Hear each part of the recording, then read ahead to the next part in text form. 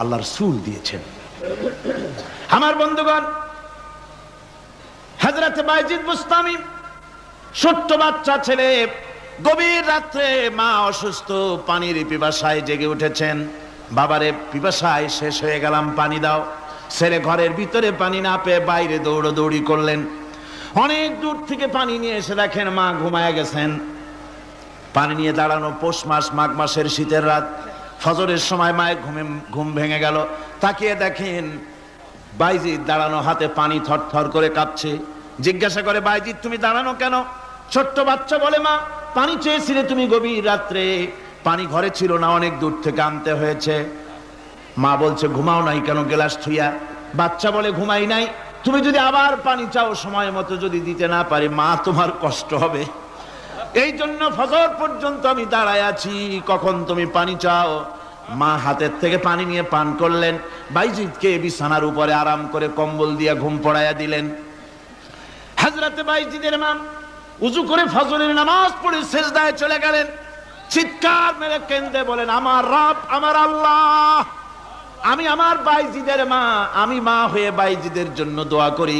বাইজিদ আমার জন্য আজকে যা করেছে, আমি মা, আমার কলিজা ঠান্ডা হয়ে গেছে। আয় আল্লাহ, আমি বাইজিদের জন্য দোয়া করি, তুমি তাকে সুলতানুল আরিফিন বানাইয়া দিও। মঞ্জুর হয়ে গেল আল্লাহ পাকের কাছে দোয়া। আমার ভাইরা, আল্লাহ পাক বলছেন, খবরদার, আমার ইবাদতের পরে মা বাপ, আল্লাহর ইবাদতের পরে কারা? মা বাপ। মা বাপকে সম্মান করো, শ্রদ্ধা করো, মোহাব্বত করো, কিসমত খুলে যাবে, কিসমত খুলে যাবে। মা বাপকে সম্মান করো। হযরত আবু হুরায়রা রাদিয়াল্লাহু তাআলা আনহু রাসূলের সামনে এসে কাঁদতেছেন। হুজুর বলছেন, আবু হুরায়রা কাঁদো কেন? কাঁদো কেন? রাতের বেলা কাঁদো কেন? হযরত আবু হুরায়রা বলছেন, হুজুর আমাকে মা মেরেছেন।